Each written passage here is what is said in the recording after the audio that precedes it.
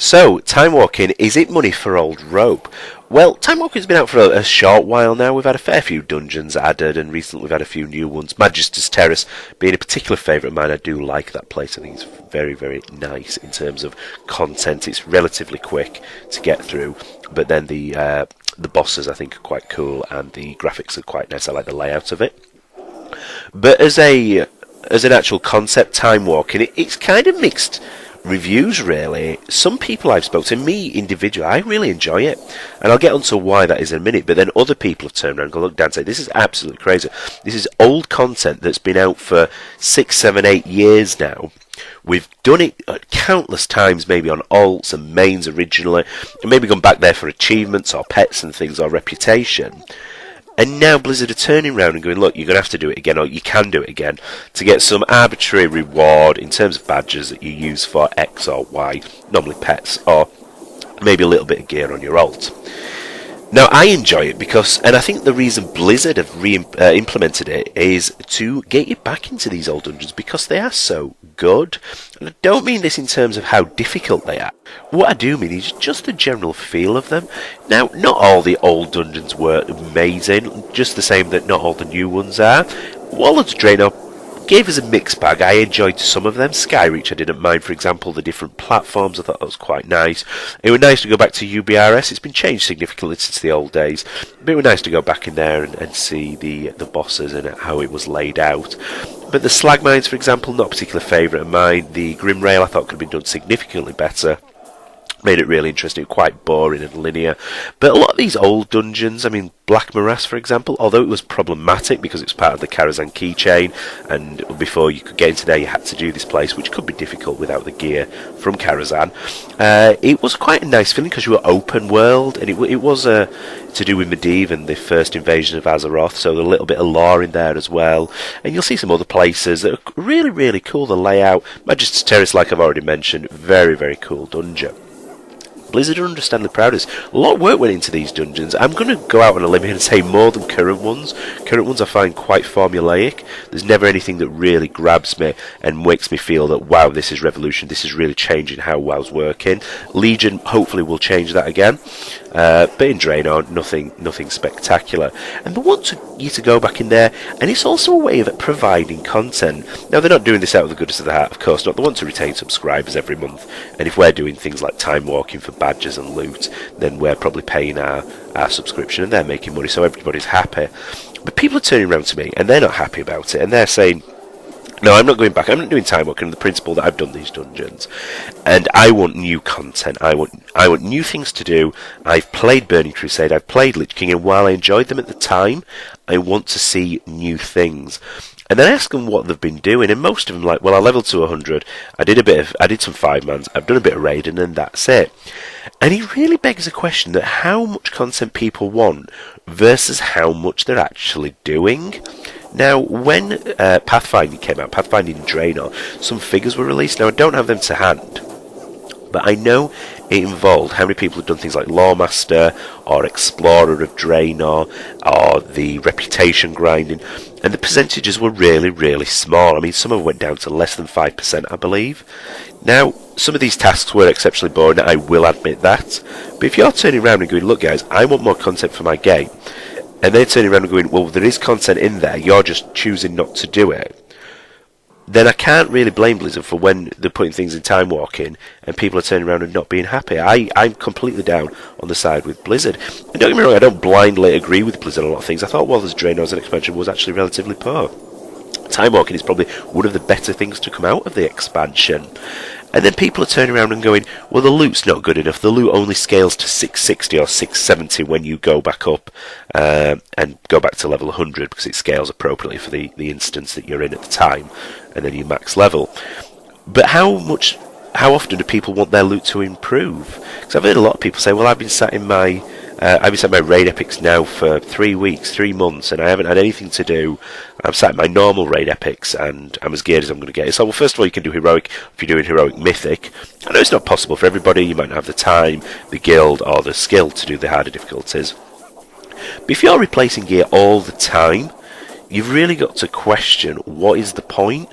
Because if you know that in another week you can just completely skip a raid tier by and get a better set of gear, and then a week after that you can get yet another set of gear. I don't think it'd drive more people into doing content. I think it'd drive them away, because I enjoy the wait. I enjoy the striving to improve my gear. It is annoying when you're looking for something. I struggled to get a weapon in Draenor for ages, and then when I finally did, I then struggled to get a trinket. Both of them very, very important for damage dealers. And it was annoying when week after week after week I saw other classes getting stuff that they didn't really need, and I would desperate for these items and they just weren't dropping. But if I'd have known that in another week something else could have just come out, or another month something else would have come out that allowed me to completely skip that, not only would it have made me disinterested in that item, but also in raiding, because I wouldn't have been wanting to log on, just knowing that all that hard work I've done week after week is just going to be wasted and completely outgeared in another raid instance. Now, for those of you who didn't play Vanilla, I know I'm going back onto Vanilla, it is a common theme, but there is a reason for that. The gear structure in Vanilla was very, very formulaic.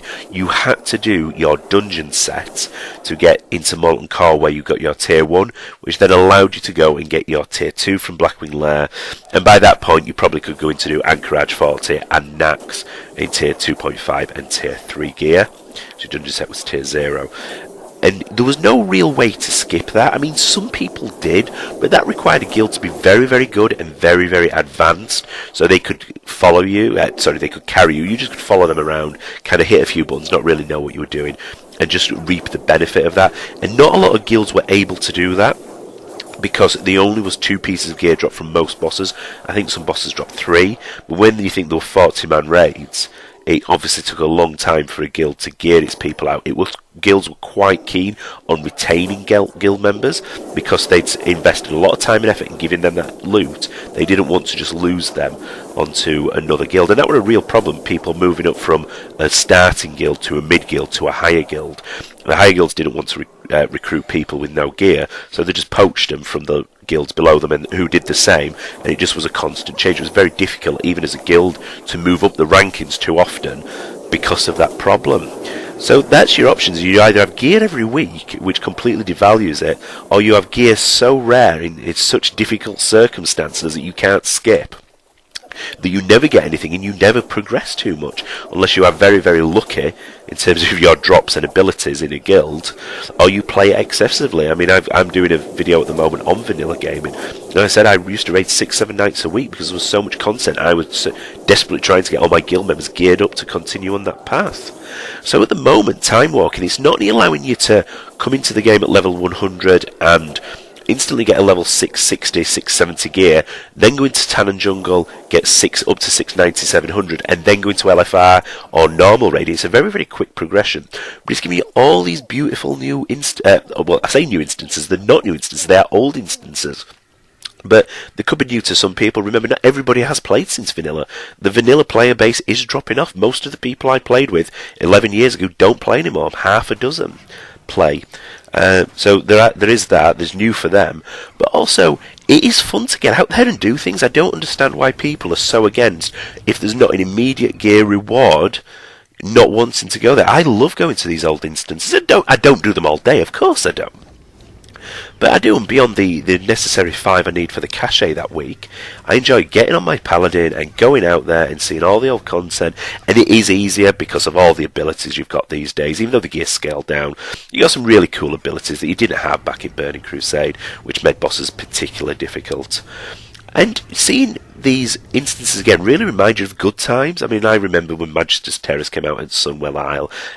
I remember, doing the daily quests on there. The first day, it was lag-centric. You couldn't get anywhere. And I was playing on a very good PC at the time with a very fast internet connection. So for anybody on a worse system, I can't imagine what it would have been like. It must have been horrendous. And I remember the confusion when going into Magister's Terrace, and then the Sunwell. The Sunwell was a difficult raid tier. I didn't do a particularly huge amount in there. But guys who did the Sunwell, that was kind of their calling card for a long time. If you did the Sunwell, it apparently knew what you were doing. And it brings back memories like that, and it's nice to talk about them with people. You've got to remember that WoW is a social game. It's not a single player. You want to do single player, go and play something on an Xbox or a PlayStation. I'm not against single player games. I play single player games all the time. I enjoy them. And then when I log on WoW, I enjoy the social side of it. I enjoy to get in and talk to my guilds. I'll talk to random people. And if you ask a lot of people what the problem is with WoW, one of the biggest reasons people leave, and they say that the social side's dying.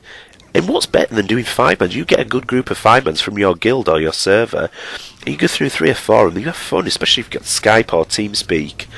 You know, these things are all easily available. They're all free online. So there's no reason people can't be implementing these features.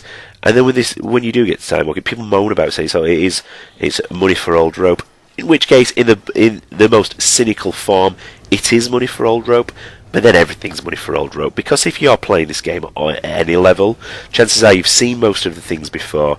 And even if you're a heroic or even a mythic raider, I mean, I can't speak purely for the mythics, but the chances are once you've got to the game content, the end game content, you might have even done an LFR, because if you're doing a dodgy raid schedule, maybe you're trying on one boss 1 week, and you're not doing anything else, you've extended your lockout, you'll be doing LFR to get the runes for your legendary ring. Obviously now most people have it, but even if it's an altar something, or a few months ago when people were still after that legendary ring, you've seen the content. So technically everything is money for old rope. It's just how you choose to use that old rope. You can either choose to embrace it and enjoy it, which is what I do. I love Timewalking. I absolutely love it. I think it's a brilliant feature. Best thing to come out of Drain. I always see it go on. I like seeing some vanilla stuff. Even Timewalking raids. Maybe not the 40-mans, because they could be problematic these days. But things like Zul'Gurub were a 20-man raid, and then they changed it to a 5-man instance. And Zul'Aman, I mean, that changed from a raid to an instance. But there's no reason why they can't be revamped and put in. Not that difficult. Not endgame, definitely. We don't want the endgame stuff. But definitely accessible to 5-mans or 10-man mediocre raiding guilds, guilds that do a lot more social work, social raiding than they do hardcore raiding. It'd be a real good way, and hopefully encourage people to carry on. If you're raiding Zul'Aman and a Timewalking raid, and then you think, oh well, I'm actually quite enjoying this, maybe we'll look at doing a 10-man raid somewhere else. It's a progression thing. Right, that is me done. My voice is obviously going. This is going to be the last video for a while now, while I go on sick to get my voice better. I'm going to let the rest of the video play out in Manchester Terrace, just and let you enjoy the last boss fight where I do some weird swimming things. Yeah, it's a particularly brilliant fight. If you haven't been there before, definitely go and see it. As always, drop me a comment in the box below if you've got any questions or queries, or maybe you think I'm wrong.